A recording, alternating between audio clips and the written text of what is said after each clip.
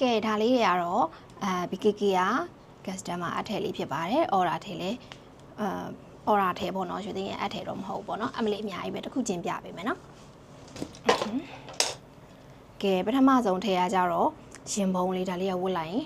ကြွနေရပဲနော်ပြီးရင်ထိုးသီးရလဲကြည့်အောင်ဟိုမှာပိတ်နေရပဲလှလိုက်တာဒါ2ရက်လောက်ထိုးရတ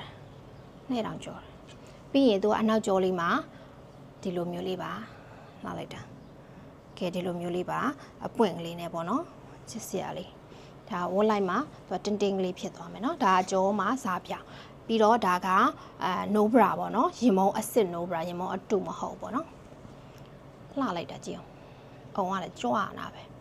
သူကတော့ခြိပါချိတ်လေးနဲ့ပေါ့နော်ဒါလက်ပြက်ပုံစံလေးပေါ့နော်လက်ပြက်ဒီဇိုင်းလေးပါကဲနောက်တစ်ထည်ကကြတော့ကြောက်စိမ်းရောင်လေးပါနောက်တစ်ထည်ကကြောက်စိမ်းလေးအနောက်ကကြေးစစ်လေးနဲ့ခက်ထောင်လေးပဲပေါ့နော်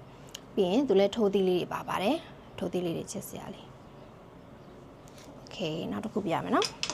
ကဲသူကလည်းခက်ထောင်ပဲလက်ပြက်ပဲအကုန်လုံးကလက်ပြက်ကြီးပဲနော်ပြီးရင်သူကအလယ်မှာစာပါကလေးပါမယ်ပြီးလို့ရှိရင်ဒီမှာခက်ထောင်ပါမယ်ထိုးသီးလေးပါပါမယ်ချစ်စရာလေးသူလည်းအနောက်ကြီးစစ်လေးနဲ့ပြီးတော့သူကပဝါပြောင်အရှိတစ်ထည်ပါပါမယ်เนาะဒါပဝါပြောင်အရှိပါပြီးရင်သူကကြတော့ဒီချိတ်ကလေးနဲ့ဝတ်မှာပေါ့เนาะဒီချိတ်လေးနဲ့ဝတ်မှာဦးမှာသူကချိတ်နဲ့ကိုဒီလို1 set ပေါ့เนาะဒီလို1 set ကလေးတစ်ထည်ပါလှလိုက်တယ်ဒါလည်းအုံနဲ့ပဲเนาะထိုးတီသူကရင်စိတ်ပြီးရင်ဒါနှစ်စုံနှစ်ထည်ပေါ့เนาะအင်ဂျီကနှစ်ထည်ထမိန်ကတစ်ထည်ပေါ့ဒီလိုလေးပါပဝါလေးလည်းပါပါမယ်ကဲဒါကကြတော့ပိုလာရိတ်ပေါ့နော်ခေါ်ကြတယ်ပေါ့အဲ့ဒါကိုမှသူ့ကိုမကြည့်အောင် sequence sequence နဲ့လေထိုးသီးလေးတွေပါထိုးသီးကိုမှခထောင်လေးနဲ့ဒါပါလဲအဖူးလေးအဖူးကိုမှအဖူးလေးနဲ့ပါပြီးလို့ရှိရင်